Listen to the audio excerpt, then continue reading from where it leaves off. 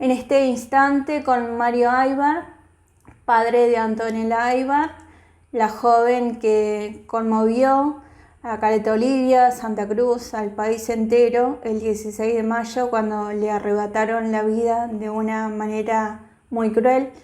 Y en este momento nos reunimos con Mario porque queremos que nos cuente sobre la vida de Antonella, sobre los recuerdos que tiene de ella, también que nos relate cómo fue para él pasar un primer día sin su hija, sin el saludo de su hija. Así que Mario, bienvenido a La Opinión Austral, ¿cómo estás? ¿Qué tal? Muy buenos días para todos y bueno, acá estamos para recordar un poco a mi querida y amada hija Antonella. Bueno, vamos a empezar con esto principal que a vos te interesa mucho, dar a conocer cómo fue la infancia de Antonella y qué recuerdos te quedaron de ella. Bueno, mi hija desde chica fue muy solidaria, muy compañera, muy apegada a sus hermanos. Ella cuando fue niña fue al Jardín 52 y el otro día encontré a su maestra Rosita Agüera. La recordaba tan lindo a mi hija, recordaba cómo era en el jardincito, tan apegada a ella. Y después siguió en la escuela 76, igual muchos maestros de ella me han visto, se han solidarizado conmigo y tienen todos los mejores recuerdos, como una niña muy educada, una niña muy capaz, le gustaba mucho aprender, mucho estudiar. Y bueno, después concurrió a la escuela 27, hizo su secundaria, terminó su estudio secundario ahí, del cual hizo muchas amistades ahí, la recuerdan y hoy la lloran mucho sus compañeras con quienes egresó ella en la escuela 27. Y después hizo curso de enfermería, que la gente de la UMPA igual se lo agradezco muchísimo, estuvieron en mi domicilio, apenas pasó la Antonella, organizaron la marcha, hizo curso de soldadura en lo que era la escuela laboral. El otro día casualmente encuentro igual un profesor de ella y me decía de no creer, porque ellos iban los dos al curso y de verlos tan juntos, como que era una pareja perfecta, como yo lo dije en su momento. Y bueno, por ahí las apariencias engañan, pero que todo el mundo la recuerde como la recuerdan a mi hija, eso me llena de orgullo. Totalmente. Y me deja un poco tranquilo de saber la imagen que dejó, de saber la hermosa hija que tengo. Sí. Porque para mí está todos los días presente. Sí.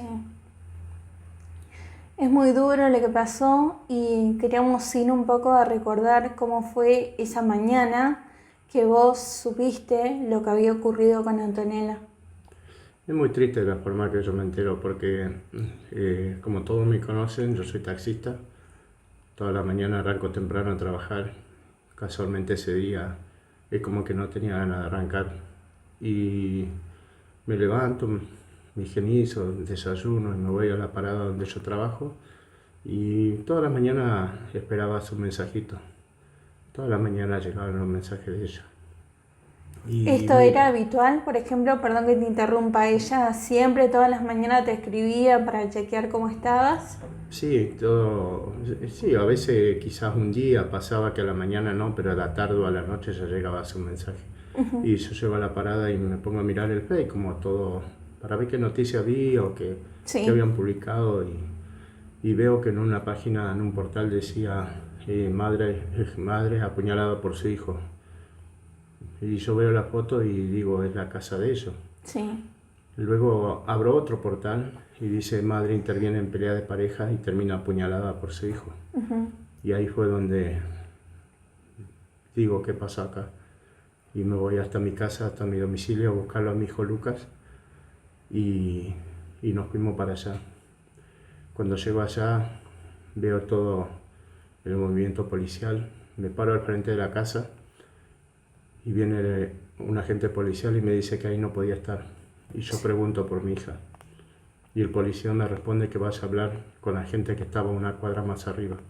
En el lugar estaba la comisario la seccional cuarta, el subcomisario, el señor Cancino, Sí. que no me acuerdo qué cargo tiene en la policía. Él es el jefe de la policía acá en Zona Norte. Sí, y me dicen, me toman los datos, pregunto de mi hija y ellos me dicen que no sabían nada, que afuera de la casa buscaron la moto. Yo le pregunto qué moto. Me dice, no, la moto de ellos. Le digo, las motos están adentro, porque yo sé que ella, mi hija, cuidaba muchísimo sus cosas. La moto en ningún momento estuvo afuera. Y el policía me dice que la moto estaba afuera, que capaz que se fueron en la moto. Sí. Y me hago cargo de lo que digo porque fueron palabras textuales del subcomisario de la cuarta, disculpe. Y si yo tengo que enfrentarme con él y decírselo en la cara, se lo digo porque fueron las palabras de él. Y yo soy una persona que me hago cargo de lo que digo. Sí. Y me dijo así, me tomaron los datos con que ellos me avisaban. En ese lugar hay poca señal con los celulares, entonces me voy más arriba, cerca del cementerio, a donde había señal, lugar desde donde se veía la casa donde sucedió esto, y me vengo a enterar por los medios que mi hija había fallecido. Ahora yo me pregunto, la jefatura policial primero le informa a los medios, está todo bien con los medios porque ustedes es su trabajo, pero yo como padre enterarme por los medios, en cuanto ellos me pidieron el número de teléfono, en cuanto ellos ya sabían que mi hija había fallecido. Por eso es mi bronca con la policía, que hizo mal su trabajo y encima no tuvo la humanidad ni la dignidad de decírmelo. ¿Por qué no me lo dijeron ellos? Si ya sabían que mi hija había fallecido. ¿Qué iba a cambiar con que yo lo sepa a las 11 o me entere o me lo digan a las 12 o a las 13 horas? Si ya el desenlace había sido eso. Claro. Entonces ahí me entero y yo bajo hasta el lugar y hablé con uno de los comisarios y le pedí explicaciones y me decía que no me podían decir porque todavía no tenían en la orden de ingreso, que miles de excusas. Ellos ya sabían, me lo tenían que haber dicho. No me lo dijeron en ningún momento. Y yo desde el primer momento por eso salí a buscar justicia, salí a pedir explicaciones porque la policía hizo mal su trabajo. Claro. Si la dueña de casa y eso consta en el expediente, al cual se lo agradezco, pero muchísimo, como le dicen todos los medios, al señor Gabriel Contreras, porque cada vez que yo voy y le golpeo la puerta y me atiende amablemente y tengo acceso al expediente de la causa. Entonces, si la dueña de casa le dijo a la policía ingresen, ¿por qué no entraron? Claro. Eso me parece, como era justo el cambio de turno a la mañana, me parece que el turno que estaba más apurado en irse a su casa, Sí. a dormir calentito, que no hacer su trabajo como corresponde. Porque les guste o no hicieron su trabajo como corresponde. Y me hago cargo de lo que digo y yo voy a seguir luchando para que esa gente que no está capacitada para cumplir su trabajo como lo tiene que hacer, no esté en la fuerza policial. Porque no se lo merecen. Porque parecería que están por el sueldo y no por vocación de servicio. Bien, posteriormente a esto, ¿qué pasó? Que vos contás, cómo te enteraste y todo, que es muy triste, muy doloroso, me lo imagino. Tu primer paso fue dar una entrevista a un medio radial, a Infocaleta. Sí, ellos me llamaron porque, bueno, yo tengo amistad con Mauro Mohuesca y en ese medio trabaja Gastón. Y yo accedí porque es la única forma que yo puedo lograr de que se sepa la verdad que pasó en esa casa. Claro. Porque mucha gente me abraza y me dice, es enorme la fortaleza que tenés para salir a hablar. Porque sí, yo hablo en un medio y te puedo asegurar que después me descargo. Contengo las lágrimas ante los medios porque tengo que ser fuerte como mi hija me quiso siempre, que yo esté bien. Y yo accedí a dar la nota porque era la única forma. Si yo me quedaba en mi casa llorando la partida de mi hija, o que mi hija ya no la iba a tener más físicamente, no iba a ganar nada. Claro. Iba a terminar enfermo y sin saber la verdad. Entonces yo dije, tomo impulso y salgo, porque es la única forma que se sepa. Sí, y en esa entrevista vos dijiste cosas, por ejemplo, que vos nunca habías visto señales de que ella estaba pasando por una situación de violencia. Sí, ¿no? tal cual. Yo vuelvo a decir lo mismo. Para mí ellos eran la pareja perfecta. Yo nunca vi nada raro. Muchos ahora me salen a juzgar que como padre, ¿cómo no vi? Yo siempre digo, cada casa es un mundo. Por estar adentro uno nunca se entera lo que pasa.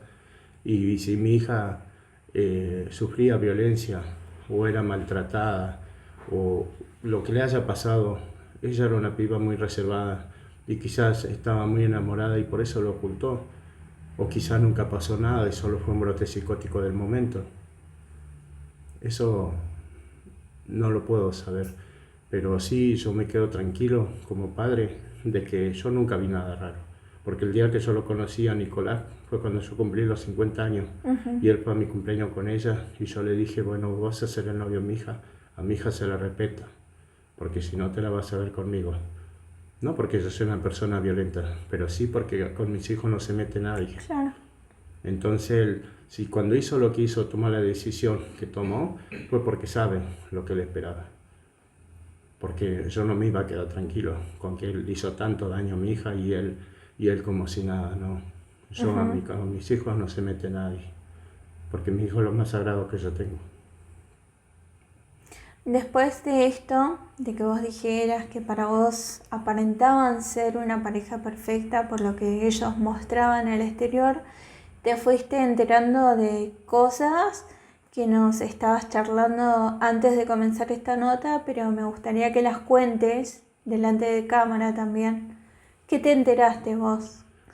Sí, de que él con su pareja anterior era muy obsesivo, que no la dejaba tranquila, que en la escuela iban juntos a la misma escuela y hasta en los recreos estaba encima de la chica, que él que era consumidor, después de un hecho de que una vez le había pegado a mi hija cuando recién eran novios. O sea, ahora después de lo que pasó, mucha gente me sale opinando, está bien, respecto, porque yo confío en lo que me dicen, pero si ellos me lo hubiesen dicho en ese debido momento, yo hubiese intervenido cuando correspondía. Claro. Porque ahora ya es tarde. No, sabiendo ahora todo lo que ella vivió, es peor para mí, porque saber que sufrió tantas cosas y que no se pudo hacer nada para evitarlo, duele mucho más. Y en este punto es importante quizás dar un mensaje a la sociedad, a los padres, a los amigos, a la gente que por ahí sabe un dato de algo, de esta persona, esta mujer está pasando una situación de violencia de género. ¿Y qué le dirías vos? ¿Qué mensaje le dirías para que hablen, para que no se queden callados? Mayormente a los padres, de que cualquier situación que vean en su hijo o en su hija, porque muchas veces la violencia viene de parte, es mutua la violencia, no es solo del hombre hacia la mujer, que estén alerta y que no duden en consultarme, porque no quisiera que a nadie más le pase lo que me pasó a mí, perder un hijo o una hija en una situación tan tremenda. ¿Y estás enterado de esto que pasó con Erika Muriano, que se dio a conocer en estos días por los medios? Sí, mi solidaridad con la familia Muriano. La señora Claudia Sánchez estuvo en el velorio de mi hija, porque cuando pasó lo de su nieto, yo en ese entonces tenía una panadería y yo les colaboré para que ellos puedan pagar un abogado para que se sepa la verdad. Sí. Cosa que no se hizo justicia en su debido momento. Y mi solidaridad con ella y con toda la familia Muriano, y que bueno, que Dios la proteja y se cure la chica, y bueno, que pueda solucionar su situación y que la justicia actúe como tiene que actuar, que no sea tarde después que pasen los hechos. Bueno, acá hacemos un paréntesis para nuestra audiencia y le recordamos que Mario está hablando de Cristian Muriano, el joven de 13 años que fue asesinado en el 2013. Sí. De ese caso. Bien. ¿Qué opinión te merece a vos? O ¿qué podés decir? Porque, por ejemplo, Gabriel, tu hijo, había comentado de detrás de cada chica o cada chico que sufre violencia hay una familia. Y también instó a que la gente pueda hablar, ¿no? Que no se quede con ese dolor que lleva por dentro. Sí, tal cual mi hijo lo dijo en su momento. Sí, que no se callen, porque por ahí quizás por vergüenza, quizás por ocultar o por amor o por lo que sea, se callan y después vienen las consecuencias. Uh-huh.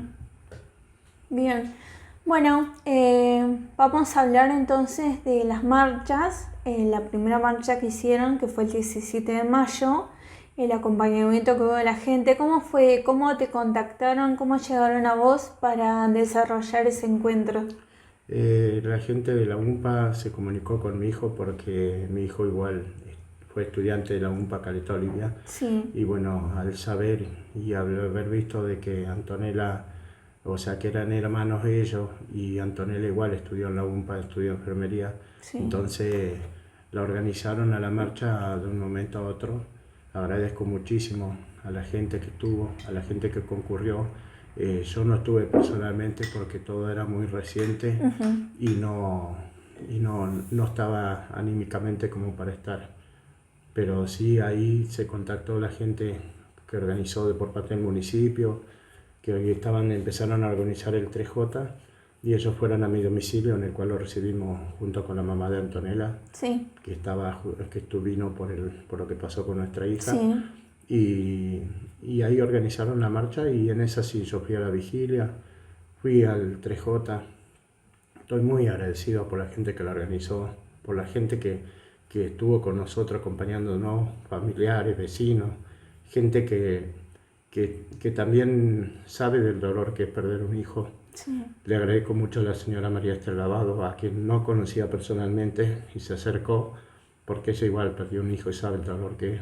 Uh-huh. Y me fue a dar el pésamo y estuvimos conversando ahí con la señora.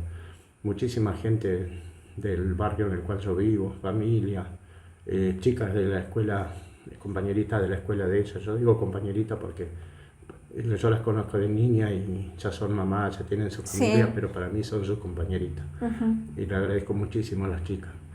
Y fue mucha gente. Yo creo que uno que de acá de Caleta Olivia ve siempre las marchas, y yo creo que no es porque haya sido la marcha justo por lo que pasó con mi hija, pero sí, fue mucha gente. Fue mucha gente, sí. ¿Y pudiste sentir el acompañamiento de todos? Eso sí, fue muy lindo. Día a día, porque yo por mi trabajo, por el lugar que yo ocupo en la Liga Barrio, que estoy en la cancha, en todos lados que me ven, se acerca gente a darme el pésame o a saludarme, y todos me dicen lo mismo, que no afloje y que busque que se haga justicia. Uh-huh. Todos tienen un parecer igual que el mío, de qué es lo que pasó en ese domicilio.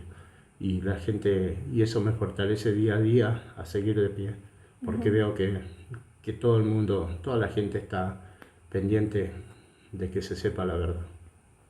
Bueno, bien.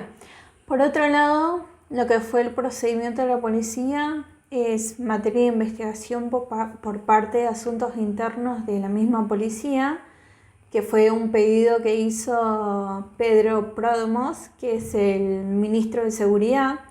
Vos también tuviste una reunión. ¿Cuándo fue esta reunión? ¿Recordás la fecha y con quién te encontraste? Fue el día 20 más o menos de mayo que me llamó el señor Gómez, sí. Que es del Ministerio de Seguridad, sí. Que quería hablar telefónica conmigo, y yo le dije que si era personalmente mucho mejor, y me dijo que me acerque por la oficina. Estuvimos dialogando con él y yo le consulté por el señor Pródromo porque yo quería hablar con él igual, y me dijo que había ido a Gallego a solucionar lo que había pasado con el vocero policial, sí. El cual igual yo no sé qué quiso hacer ese hombre, salir a defender lo indefendible, uh-huh. Diciendo que ellos no ingresaron porque no tenían una orden judicial y porque no, la policía no puede. Yo hubiese preferido que ese señor se calle y no salga a decir lo que dijo. Sí. Y después me recibió el señor Pródromo, del cual igual estoy muy agradecido porque se pusieron a mi disposición por cualquier cosa que yo necesito, y con mi hijo igual porque mi hijo es oficial de policía, uh-huh. Y pues por el acompañamiento que tuvieron por parte del gabinete policial y todo con mi hijo igual, les agradezco muchísimo. Y después me llamó de Río Gallego el ministro Daniel Álvarez, Sí. el cual me recibió el día 24, que ellos habían venido todo el gabinete provincial por el tema del desfile del 25 y me recibió personalmente. Al cual igual estoy muy agradecido porque quedaron a mi disposición y me dijeron que iban a actuar con los sumarios internos, iban a tomar las medidas que correspondan con el personal policial que se equivocó en el procedimiento. Sí, bien. ¿Y ahora cómo quedó ese asunto? ¿Qué es lo que te han comentado? ¿Qué te han dicho? Sabemos que 13 efectivos de distintas jerarquías quedaron momentáneamente removidos de su cargo y que la investigación sigue su curso.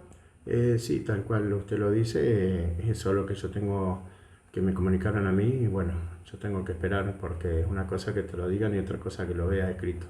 Sí. Hasta ahora esa parte no la tengo confirmada, sé por lo que se dijo en los medios y sé por la gente del Ministerio de Seguridad. Pero bueno, yo es como te digo, yo quiero ver los papeles firmados, porque no quiero el día de mañana que a mí me digan sí, los separamos, no trabajan más o fueron sancionados y yo el día de mañana sepa que están en otro lado trabajándolo más bien. Claro. Ellos tienen que tener su castigo por su mal proceder como corresponde. Bien. Sobre Estela Maris Ganga, que es la madre del femicida, la mujer de 53 años que también fue apuñalada por Nicolás Moyano, ella declaró solamente en el hospital ante la comisaría de la mujer. En este momento, ¿sabes, te has enterado si ella pudo declarar nuevamente ante el juez? No, todavía no ha sido citada porque están con los procesos legales y capaz que la otra semana ya la van a citar para hacer su declaración ante el juez. Bien, bueno, sobre ella también era importante para vos poder darle un mensaje, ¿no? Con respecto a la declaración que ella dio, que vos seguramente te enteraste de los detalles a través de los medios, pero también queríamos hablar sobre esto de que ella todavía no terminó de entregarte todas las cosas de tu hija. Sí, ella, el día que pasó esto tan doloroso, mi hijo Lucas estaba conmigo y ella se comunicó telefónicamente después que ella sabía, porque primero no le habían dicho la verdad de lo que cómo había terminado todo. Y ella se comprometió en que apenas ella salga de alta del hospital iba a entregar todas las pertenencias de mi hija. Y aprovecho esta oportunidad para decirle: ¿qué espera para entregarme las pertenencias de mi hija? ¿Está esperando que yo vaya a golpearle la puerta y a pedírsela? Le fue solicitado por intermedio de la justicia y no entregó las pertenencias del microemprendimiento. El microemprendimiento era esfuerzo total de mi hija, porque el pibe no trabajaba en ningún lado. El pibe era mantenido por mi hija y por su madre. Ahora yo me pregunto, la señora Ganga puede ser rectora de una escuela secundaria a donde se educa a los jóvenes del futuro de nuestra ciudad, de nuestro país, si él ya no supo educar a su hijo? Es una simple pregunta. Y espero que tenga la dignidad y la amabilidad de entregarme la pertenencia. No es por lo material, pero yo con lo que pasó y sabiendo que ella también puede ser cómplice, porque mi hija, si vivía hechos de violencia ahí adentro por parte de su hijo, ella era cómplice. Entonces que tenga la amabilidad de entregarme la pertenencia, porque ella no merece quedarse con nada de mi hija, pero con nada. En el 2021, cuando Silvana, la mamá de mi hija, tomó su decisión de irse a vivir a Buenos Aires, ella le dijo: andate tranquila, que yo a Antonella la quiero como una hija, yo te la voy a cuidar. Ahora yo te pregunto, ¿así la cuidaste? ¿De esa manera la cuidaste? Yo hace 8 años, desde el 2016, que estoy divorciado con la mamá de mis hijos, y mis hijos, cuando yo me divorcié, tomaron la decisión ellos de quedarse conmigo. No porque la mamá sea mala, porque ellos querían quedarse en la casa conmigo. Porque Sí. yo tenía un negocio y ellos me ayudaban a mí a atender, a preparar. Ya estaban todo el tiempo permanentemente ayudándome. Entonces tomaron la determinación de quedarse conmigo. Hasta los 18 años estuvo mi hija conmigo. Sí. Yo sé la hija que crié, yo sé la hija que eduqué y yo sé la hija que tengo. Porque te vuelvo a decir, no está físicamente, pero a cada segundo está en mi corazón y en mi pensamiento. Sí, totalmente. ¿Cómo fue para vos pasar por el domingo pasado, que fue el Día del Padre? Imagino que es muy difícil. Muy difícil porque apenas pasaban las 0 horas del Día del Padre, ya llegaba el mensajito de ella y al otro día nos juntábamos a compartir algo. Yo sigo fuerte y de pie porque tengo mi padre, gracias a Dios tengo mi padre, tiene 84 años él. Y sufre mucho por lo que pasó. Sí. Entonces yo tengo que demostrarle fortaleza a él para que él esté bien Sí. y a mis hijos. Y pasé el Día del Padre, fui a saludar a mi papá y la pasé con mis hijos y sí, fue muy, muy triste, muy doloroso. Pero tratando de estar bien, como ella siempre me quiso ver. Ella siempre me quería ver bien, siempre hablábamos cosas de la vida y siempre ella me decía, papá, mientras yo te vea bien, vos hacés lo que quieras, me decía, pero yo te quiero ver bien. Siempre me quiso ver bien. Cuando yo estuve enfermo durante noviembre y diciembre, ella estuvo todo el tiempo cuidándome. Todo el tiempo y a cada rato mandando un mensaje, papá, ¿cómo te sentí? Papá, me voy a quedar con vos. Todo el tiempo. Sí. Mi hija, yo siempre digo, mi hija es única. Pero tengo mi hija Florencia igual. Claro. Pero ella era con ese corazón enorme. Ella fue todo para sus hermanos. Hoy sus hermanos sufren muchísimo porque les falta su hermana. Fue incondicional con su madre, que a pesar que ella está en Buenos Aires, todo el tiempo estaba pendiente de su madre. Sí. De su hermano Valentino, que está en Buenos Aires viviendo con la mamá, que mi hijito igual el día domingo tuvo en comunicación conmigo y eso igual me fortaleció mucho a estar tranquilo. Y así fue muy duro pasar el Día del Padre. Cada día, todas las mañanas extraño los mensajes de mi hija.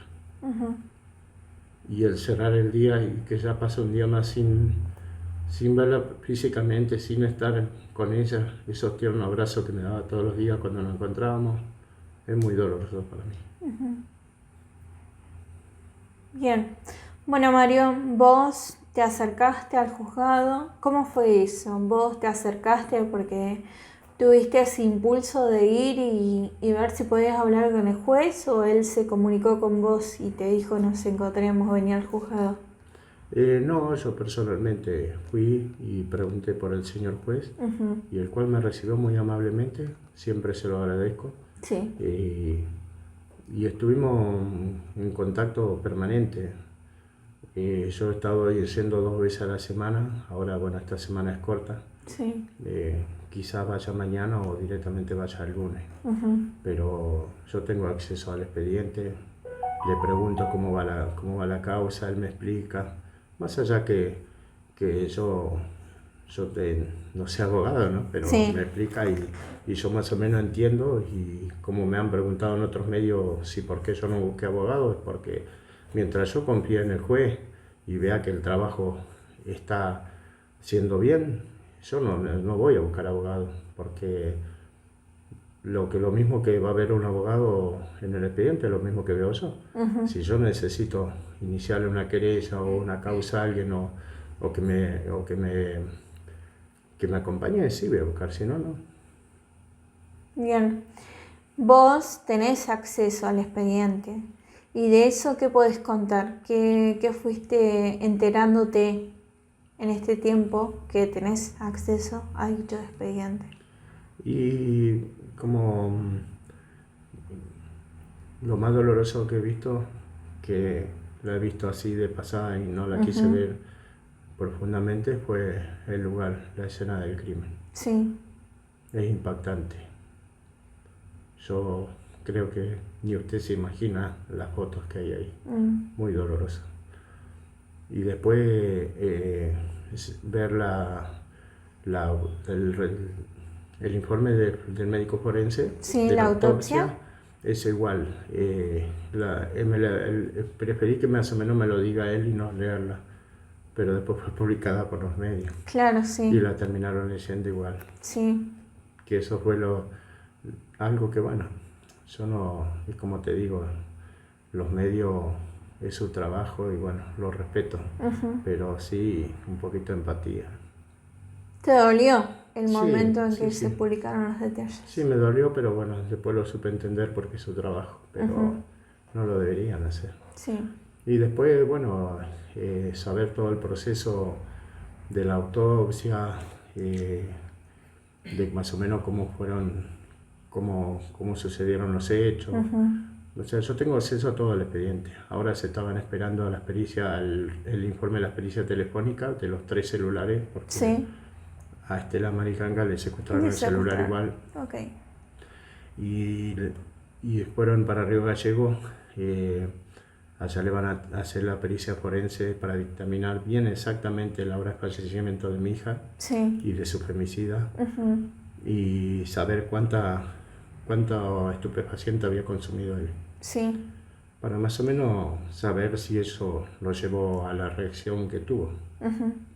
Cosa que no creo, porque ahora yo me pregunto entre tantas cosas, él era el que decía amarla a mi hija. Claro. Ese es el amor que le tenía a mi hija. ¿Por qué tanto ensañamiento? Sí. Si con la puñalada mortal que le dio en el pulmón, ya mi hija iba a fallecer. ¿Por qué se ensañó tanto con él? No está él físicamente, ¿no? Pero preguntas que yo me hago. Muchos se preguntan qué justicia pedís vos, porque bueno, como ya sabemos, Nicolás Moyano se quitó la vida después de lo que pasó. Y esa es la pregunta que te hacemos. ¿Qué justicia buscas? ¿Qué esperás? Sobre todas las cosas, si acá hay culpable, yo creo en la justicia divina. Creo en la justicia de Dios. Pero acá yo te vuelvo a repetir, que si la policía hizo mal su trabajo, no merecen estar a donde están. Sí. Que se haga justicia con ellos. Porque yo voy a sostener hasta el último día de mi vida que la policía hizo mal su trabajo. Porque quizá ellos entraban y a mi hija la encontraban moribunda o golpeada. Quizá ella con el tiempo se curaba. Quizá ya estaba muy herida y no sobrevivía. Pero al menos su femicidio hubiese pagado donde correspondía. Sí. Y de ahí saber la complicidad de Estela Maricanga. Porque hay cosas que yo no las voy a decir, porque ella todavía no declaró. Sí. Pero yo personalmente tengo muchísimas dudas. Muchísimas dudas. Por los tiempos.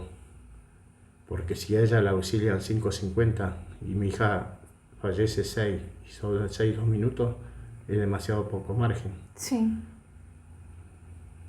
Ella algo más sabe. Le pido también, así como le pido que me devuelva mis cosas, las cosas de mi hija, le pido que vaya a la justicia y diga la verdad.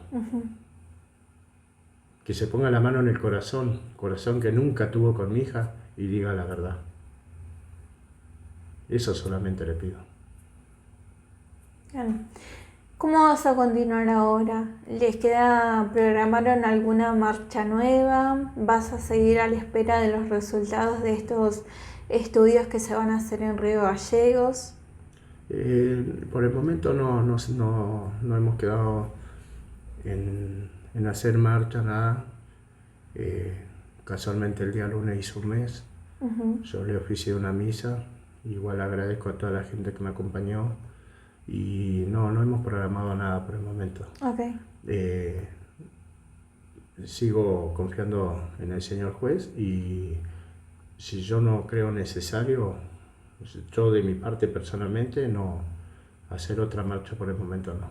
Bien. Pero si llegara a pasar algo que yo creo que no está bien encaminado el tema de saber la verdad, ahí sí organizaré una marcha, buscaré la forma de seguir pidiendo justicia de otra manera. Pero por el momento no. ¿Algún mensaje final que quieras dejar a los oyentes de La Opinión Austral con respecto a Antonella, lo que fue ella, lo que fue su vida y este triste final que tuvo?